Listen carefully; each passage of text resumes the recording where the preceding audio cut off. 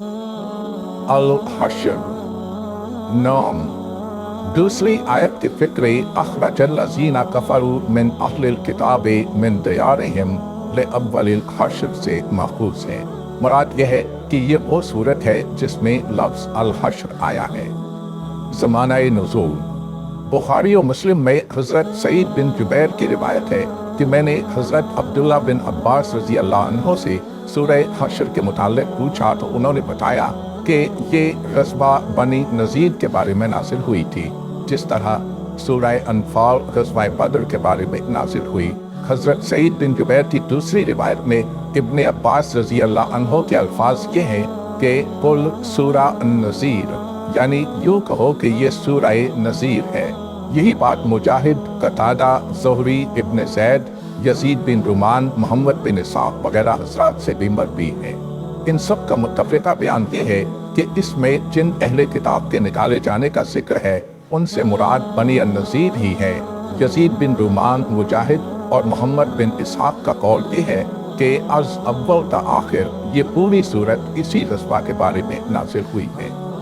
اب رہا یہ سوال کہ یہ غزوہ کب واقع ہوا تھا۔ امام زہری نے اس کے متعلق عروہ بن زبیر کے حوالے سے بیان کیا ہے کہ یہ جنگ بدر کے 6 مہینے بعد ہوا ہے، لیکن ابن سعد، ابن ہشام اور بلازری اسے ربیع الاول 4 ہجری کا واقعہ بتاتے ہیں، اور یہی صحیح ہے کیونکہ تمام روایات اس امر میں متفق ہیں کہ یہ غزوہ بئر معونہ کے سانحے کے بعد پیش آیا تھا، اور یہ بات بھی تاریخی طور پر ثابت ہے کہ بئر معونہ کا سانحہ جنگ احد کے بعد رونما ہوا ہے، نہ کہ اس سے پہلے۔ تاریخی پس منظر اس صورت کے مضامین کو اچھی طرح سمجھنے کے لیے ضروری ہے کہ مدینہ طیبہ اور حجاز کے یہودیوں کی تاریخ پر ایک نگاہ ڈال لی جائے، کیونکہ اس کے بغیر آدمی ٹھیک ٹھیک یہ نہیں جان سکتا کہ رسول اللہ صلی اللہ علیہ وسلم نے آخر کار ان کے مختلف قبائل کے ساتھ جو معاملہ کیا اس کے حقیقی اسباب کیا تھے۔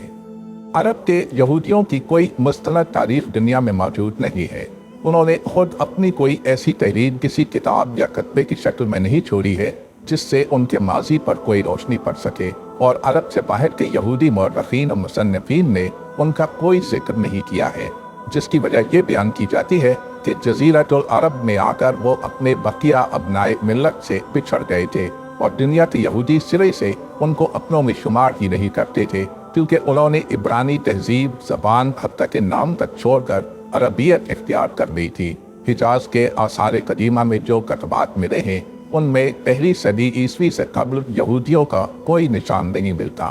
اور ان میں بھی صرف چند یہودی نام ہی پائے جاتے ہیں۔ اس لیے یہود عرب کی تاریخ کا بیشتر انحصار ان زبانی روایات پر ہے جو اہل عرب میں مشہور تھی، اور ان میں اچھا خاصا حصہ خود یہودیوں کا اپنا پھیلایا ہوا تھا۔ حجاز کے یہودیوں کا یہ دعویٰ تھا کہ سب سے پہلے وہ حضرت موسیٰ علیہ السلام کے آخر عہد میں یہاں آ کر آباد ہوئے تھے۔ اس کا قصہ وہ یہ بیان کرتے ہیں کہ حضرت موسیٰ نے ایک لشکر یثرب کے علاقے سے عمالقہ کو نکالنے کے لیے بھیجا تھا، اور اسے حکم دیا تھا کہ اس قوم کے کسی شخص کو زندہ نہ چھوڑے۔ بنی اسرائیل کے اس لشکر نے یہاں آ کر فرمان نبی کی تعمیل کی، مگر عمالقہ کے بادشاہ کا ایک لڑکا بڑا خوبصورت جوان تھا،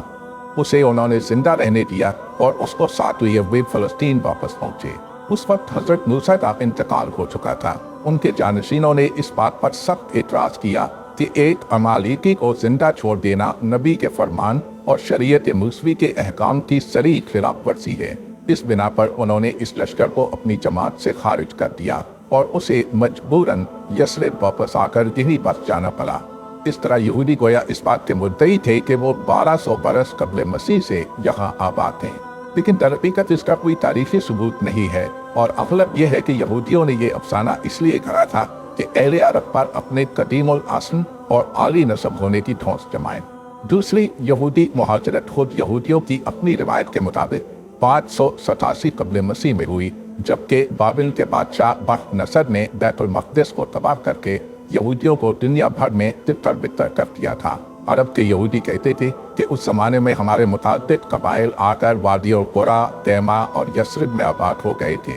لیکن اس کا بھی کوئی تاریخی ثبوت نہیں ہے، بعید نہیں کہ اس سے بھی وہ اپنی قدامت ثابت کرنا چاہتے ہوں۔ در حقیقت جو بات ثابت ہے وہ یہ ہے کہ جب 70 عیسوی میں रोमियों ने फलस्तीन में यहूदियों का कत्लेआम किया और फिर 132 ईस्वी में उन्हें इस सरजमीन से बिल्कुल निकाल बाहर किया, उस दौर में बहुत से यहूदी कबाइल भागकर हिजाज में पनाह गुज़ीर हुए थे, क्योंकि ये इलाका फलस्तीन के जुनूब में मुत्तसिल हीबा पे था। यहाँ आकर उन्होंने जहाँ जहाँ चश्मे और सरसब्ज मकामात देखे वहाँ ठहर गए और फिर रफ्ता रफ्ता अपने जोर तोड़ और सूदख्वारी के जरिए से उन पर कब्जा जमा लिया। एला, मकना, तबूक, तैमा, वादियो कुरा, फदद और खैबर पर उनका तसल्लुत उसी दौर में कायम हुआ, और बनी कुरैज़ा, बनी नज़ीर, बनी बहदल और बनी कैनुका भी उसी दौर में आकर यस्रिब पर काबिज हुए।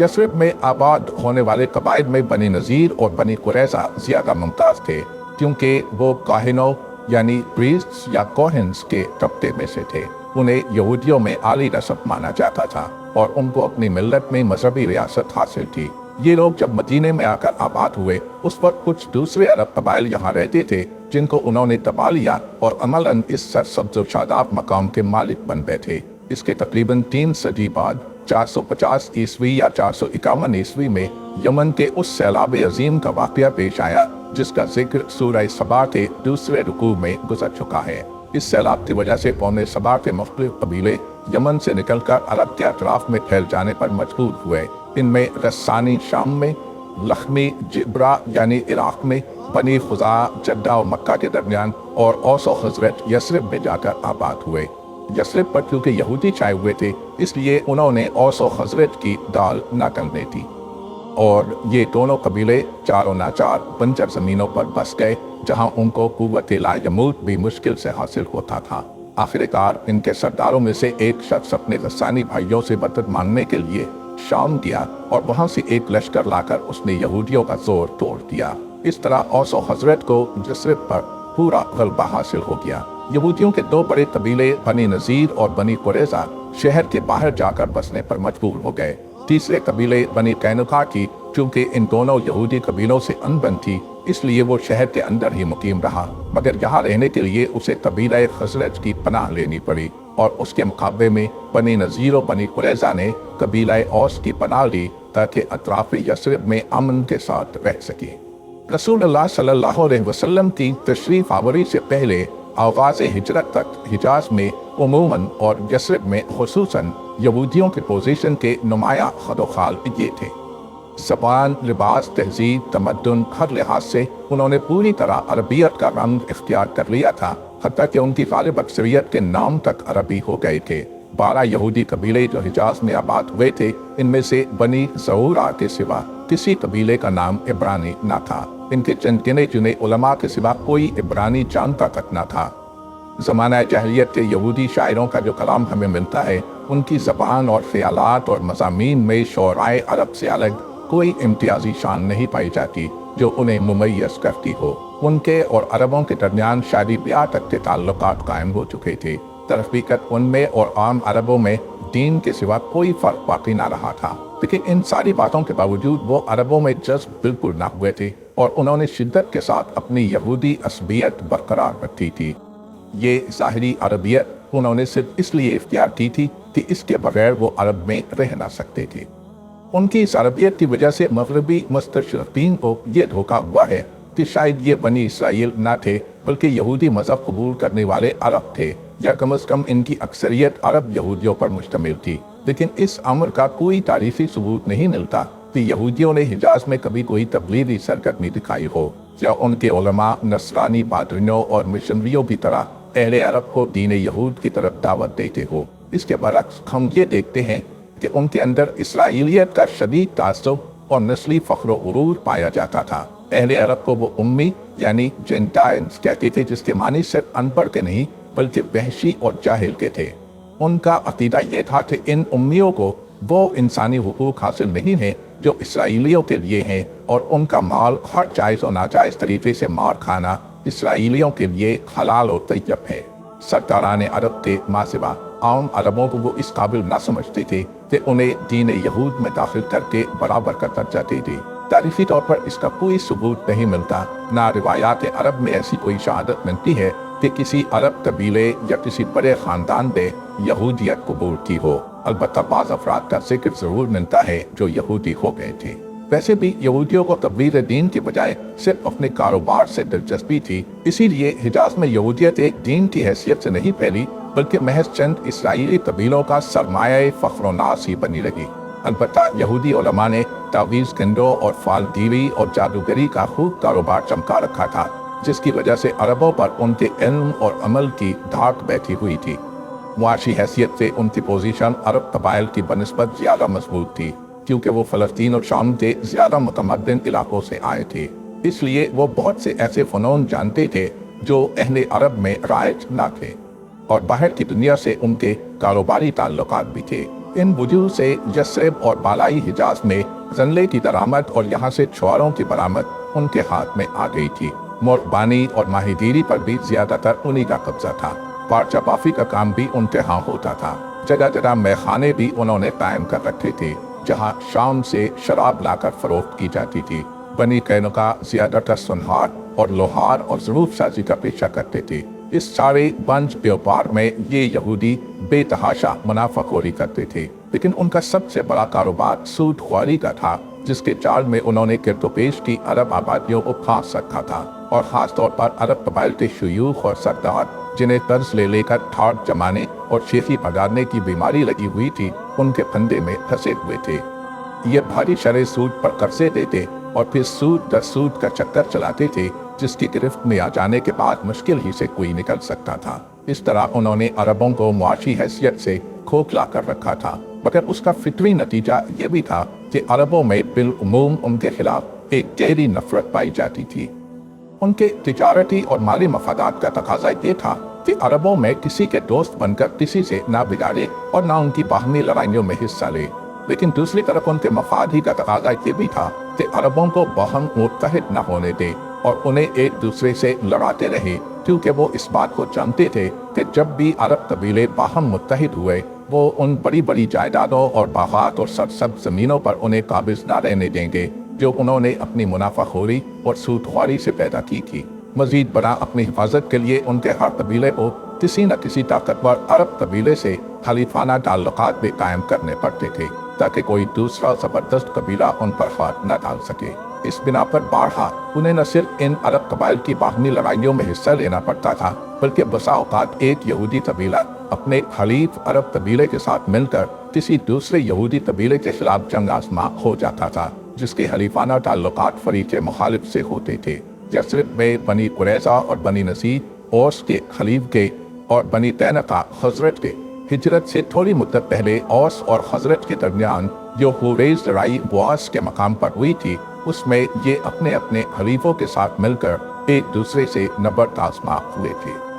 اسی حالات تھے جب مدینے میں اسلام پہنچا اور بالآخر رسول اللہ صلی اللہ علیہ وسلم کی تشریف آوری کے بعد وہاں ایک اسلامی ریاست وجود میں آئی۔ آپ نے اس ریاست کو قائم کرتے ہی جو اولین کام کیے ان میں سے ایک یہ تھا کہ اوس اور خزرج اور مہاجرین کو ملا کر ایک برادری بنائی، اور دوسرا یہ تھا کہ اس مسلم معاشرے اور یہودیوں کے درمیان واضح شرائط پر ایک معاہدہ طے کیا، جس میں اس امر کی ضمانت دی گئی تھی کہ کوئی کسی کے حقوق پر دست درازی نہ کرے گا اور بیرونی دشمن کے مقابلے میں یہ سب متحدہ دفاع کریں گے۔ اس معاہدے کے چند اہم فقرے یہ ہیں جن سے صاف معلوم ہوتا ہے کہ یہود اور مسلمانوں نے ایک دوسرے کے ساتھ تعلقات میں کن امور کی پابندی قبول کی تھی۔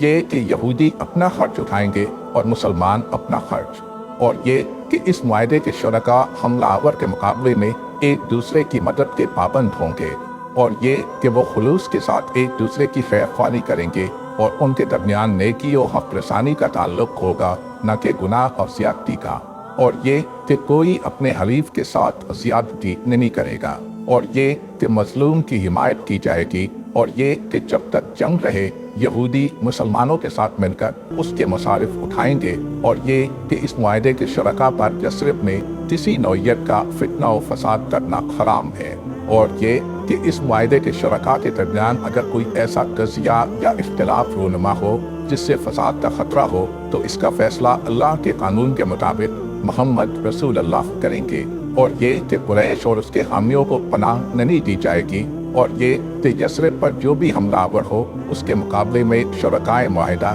ایک دوسرے کی مدد کریں گے۔ ہر فریق اپنی جانب کے علاقے کی مدافعت کا ذمہ دار ہوگا۔ یہ ایک قطعی اور واضح معاہدہ تھا جس کی شرائط یہودیوں نے خود قبول کی تھی، لیکن بہت جلدی انہوں نے رسول اللہ صلی اللہ علیہ وسلم اور اسلام اور مسلمانوں کے خلاف معاندانہ روش کا اظہار شروع کر دیا، اور ان کا عناد روز بروز سخت سے سخت تر ہوتا چلا گیا۔ اس کے بڑے بڑے وجوہ تین تھے۔ ایک یہ کہ وہ رسول اللہ صلی اللہ علیہ وسلم کو محض ایک رئیس قوم دیکھنا چاہتے تھے جو ان کے ساتھ بس ایک سیاسی معاہدہ کرتے رہ جائے اور صرف اپنے گروہ کے دنیاوی مفاد سے سروکار رکھے، مگر انہوں نے دیکھا کہ آپ تو اللہ اور آخرت اور رسالت اور کتاب پر ایمان لانے کی دعوت دے رہے ہیں، جس میں خود ان کے اپنے رسولوں اور کتابوں پر ایمان لانا بھی شامل تھا، اور معصیت چھوڑ کر ان احکام الہی کی اطاعت اختیار کرنے اور ان اخلاقی حدود کی پابندی کرنے کی طرف بلا رہے ہیں جن کی طرف خود ان کے انبیاء بھی دنیا کو بلاتے رہے ہیں۔ یہ چیز ان کو سخت ناگوار تھی۔ ان کو خطرہ پیدا ہو گیا کہ یہ عالمگیر اصولی تحریک اگر چل پڑی تو اس کا سیلاب ان کی جامد مذہبیت اور ان کی نسلی قومیت کو بہا لے جائے گا۔ دوسرے یہ کہ اوس و خزرج اور مہاجرین کو بھائی بھائی بنتے دیکھ کر اور یہ دیکھ کر کہ گرد و پیش کے عرب قبائل میں سے بھی جو لوگ اسلام کی اس دعوت کو قبول کر رہے ہیں وہ سب مدینے کی اس اسلامی برادری میں شامل ہو کر ایک ملت بنتے جا رہے ہیں، انہیں یہ خطرہ پیدا ہو گیا کہ صدیوں سے اپنی سلامتی اور اپنے مفادات کی ترقی کے لیے انہوں نے عرب قبیلوں میں پھوٹ ڈال کر اپنا الو سیدھا کرنے کی جو پالیسی اختیار کر رکھی تھی وہ اب اس نئے نظام میں نہ چل سکے گی، بلکہ اب ان کو عربوں کی ایک متحدہ طاقت سے سابقہ پیش آئے گا جس کے آگے ان کی چالیں کامیاب نہ ہو سکیں گی۔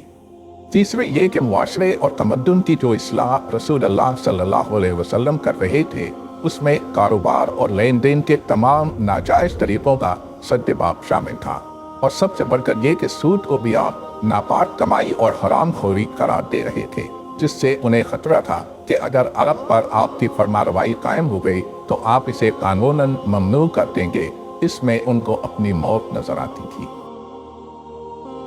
ان وجوہ سے انہوں نے حضور صلی اللہ علیہ وسلم کی مخالفت کو اپنا قومی نصب العین بنا دیا۔ آپ کو زد دینے کے لیے کوئی چال، کوئی تدبیر اور کوئی ہتھ کنڈا استعمال کرنے میں ان کو ذرہ برابر تعمل نہ تھا۔ وہ آپ کے خلاف طرح طرح کی جھوٹی باتیں پھیلاتے تھے تاکہ لوگ آپ سے بدگمان ہو جائیں۔ اسلام قبول کرنے والوں کے دلوں میں ہر قسم کے شکوک و شبہات اور وسوسے ڈالتے تھے تاکہ وہ اس دین سے برگشتہ ہو جائیں۔ خود جھوٹ موٹ کا اسلام قبول کرنے کے بعد مرتد ہو جاتے تھے تاکہ لوگوں میں اسلام اور رسول اللہ صلی اللہ علیہ وسلم کے خلاف زیادہ سے زیادہ غلط فہمیاں پھیلائی جا سکیں۔ فتنے برپا کرنے کے لیے منافقین سے ساز باز کرتے تھے،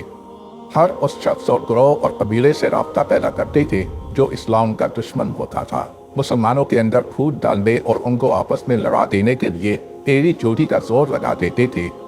اوس اور خزرج کے لوگ خاص طور پر ان کے ہدف تھے جن سے ان کے مدتہائے دراز کے تعلقات چلے آ رہے تھے، جن کے بواس کے تذکرے چھیڑ کر وہ ان کو پرانی دشمنیاں یاد دلانے کی کوشش کرتے تھے تاکہ ان کے درمیان پھر ایک دفعہ تلوار چل جائے اور اخوت کا وہ رشتہ تار ہو جائے جس میں اسلام نے ان کو باندھ دیا تھا۔ مسلمانوں کو مالی حیثیت سے تنگ کرنے کے لیے بھی وہ ہر قسم کی دھاندلیاں کرتے تھے۔ جن لوگوں سے ان کا پہلے سے لین دین تھا ان میں سے جو ہی کوئی شخص اسلام قبول کرتا وہ اس کو نقصان پہنچانے کے درپے ہو جاتے تھے۔ اگر اس سے کچھ لینا ہوتا تو تقاضے کر کرتے اس کا ناک میں دم کر دیتے، اور اگر اسے کچھ دینا ہوتا تو اس کی رقم مار کھاتے تھے اور علانیہ کہتے تھے کہ جب ہم نے تم سے معاملہ کیا تھا اس وقت تمہارا دین کچھ اور تھا، اور اب چونکہ تم نے اپنا دین بدل لیا ہے اس لیے ہم پر تمہارا کوئی حق باقی نہیں ہے۔ اس کی متعدد مثالیں تفسیر طبری، تفسیر نیسابوری، تفسیر تبرسی اور تفسیر روح المعانی میں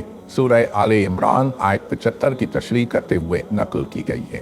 معاہدے کے خلاف یہ کھلی معاندانہ روش تو جنگ بدر سے پہلے ہی وہ اختیار کر چکے تھے، مگر جب بدر میں رسول اللہ صلی اللہ علیہ وسلم اور مسلمانوں کو قریش پر فتح مبین حاصل ہوئی تو وہ تلملا اٹھے اور ان کے بغض کی آگ اور زیادہ بھڑک اٹھی۔ اس جنگ سے وہ یہ امید لگائے بیٹھے تھے کہ قریش کی طاقت سے ٹکرا کر مسلمانوں کا خاتمہ ہو جائے گا۔ اسی لیے انہوں نے فتح اسلام کی خبر پہنچنے سے پہلے مدینے میں یہ افواہیں اڑانی شروع کر دی تھی کہ رسول اللہ صلی اللہ علیہ وسلم شہید ہو گئے اور مسلمانوں کو شکست فاش ہوئی، اور اب ابو جہل کی قیادت میں قریش کا لشکر مدینے کی طرف بڑا چلا رہا ہے۔ لیکن جب نتیجہ ان کی امیدوں اور تمناؤں کے خلاف نکلا تو وہ غم اور غصے کے مارے پھٹ پڑے۔ بنی نذیر کا سردار کعب بن اشرف چیخ اٹھا کہ خدا کی قسم اگر محمد نے ان اشراف عرب کو قتل کر دیا ہے تو زمین کا پیٹ ہمارے لیے اس کی پیٹھ سے زیادہ بہتر ہے۔ پھر وہ مکہ پہنچا اور بدر میں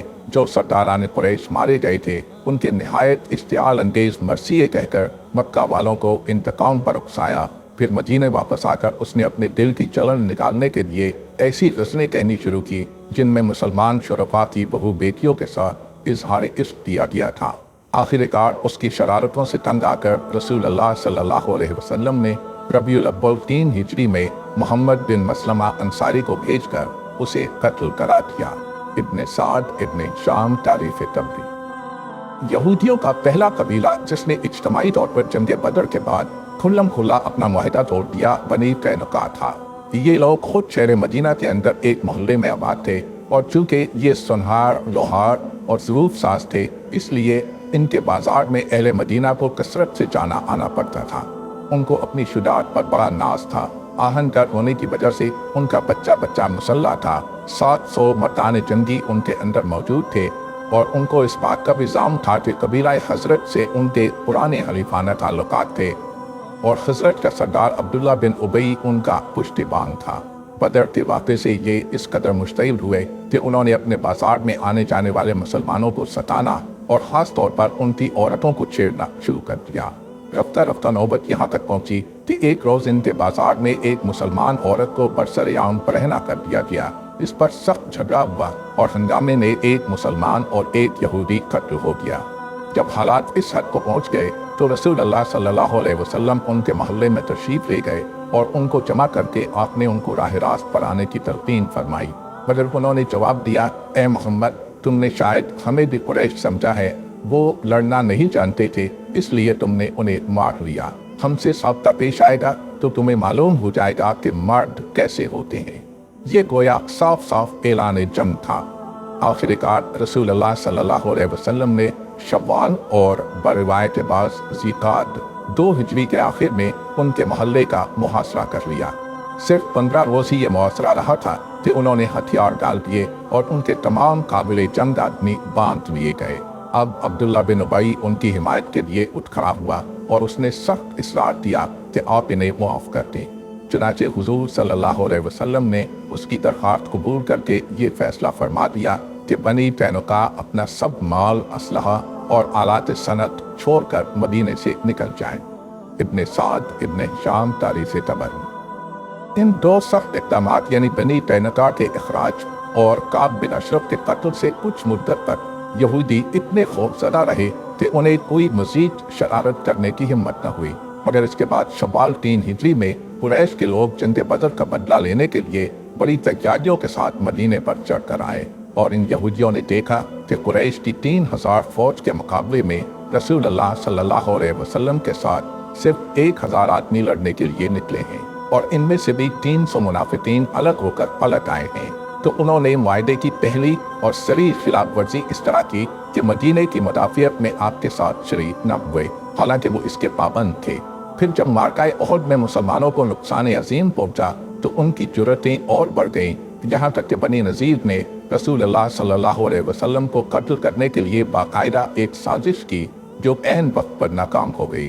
اس واقعے کی تفصیل یہ ہے کہ بئر معونہ کے سانحے صفر 4 ہجری کے بعد عمرو بن امیہ زمری نے انتقامی کارروائی کے طور پر غلطی سے بنی عامر کے 2 آدمیوں کو قتل کر دیا جو دراصل ایک معاہد قبیلے سے تعلق رکھتے تھے، مگر عمرو نے ان کو دشمن قبیلے کے آدمی سمجھ لیا تھا۔ اس غلطی کی وجہ سے ان کا خون بہا مسلمانوں پر واجب آ گیا تھا، اور چونکہ بنی عامر کے ساتھ معاہدے میں بنی نذیر بھی شریک تھے اس لیے رسول اللہ صلی اللہ علیہ وسلم چند صحابہ کے ساتھ خود ان کی بستی میں تشریف لے گئے تاکہ خون بہا کی ادائیگی میں ان کو بھی شدت کی دعوت دیں۔ وہاں انہوں نے آپ کو چکنی چپڑی باتوں میں لگایا اور اندر ہی اندر یہ سازش کی کہ ایک شخص اس مکان کی چھت پر سے آپ کے اوپر ایک بھاری پتھر گرا دے جس کی دیوار کے سائے میں آپ تشریف فرما تھے، مگر قبل اس کے کہ وہ اپنی اس تدبیر پر عمل کرتے اللہ تعالیٰ نے آپ کو بر وقت خبردار کر دیا اور آپ فوراً وہاں سے اٹھ کر مدینہ واپس تشریف لے آئے۔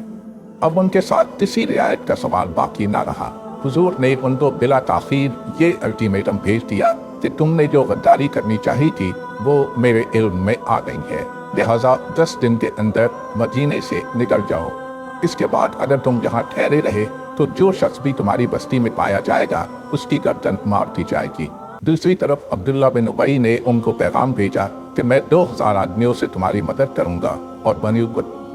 بنی قریظہ اور بنی غطفان بھی تمہاری مدد کو آئیں گے، تم ڈٹ جاؤ اور ہرگز اپنی جگہ نہ چھوڑو۔ اس جھوٹے بھروسے پر انہوں نے حضور صلی اللہ علیہ وسلم کے الٹیمیٹم کا یہ جواب دیا کہ ہم یہاں سے نہیں نکلیں گے، آپ سے جو کچھ ہو سکے کر لیجیے۔ اس پر ربیع الاول 4 ہجری میں رسول اللہ صلی اللہ علیہ وسلم نے ان کا محاصرہ کر لیا، اور صرف چند روز کے محاصرے کے بعد، جس کی مدت بعض روایات میں 6 دن اور بعض میں 15 دن آئی ہے، وہ اس شرط پر مدینہ چھوڑ دینے کے لیے راضی ہو گئے کہ اسلحے کے سوا جو کچھ بھی وہ اپنے اونٹوں پر لاد کر لے جا سکیں گے لے جائیں گے۔ اس طرح یہودیوں کے اس دوسرے شریر قبیلے سے مدینے کی سرزمین خالی کرا لی گئی۔ ان میں سے صرف 2 آدمی مسلمان ہو کر یہاں ٹھہر گئے، باقی شام اور خیبر کی طرف نکل گئے۔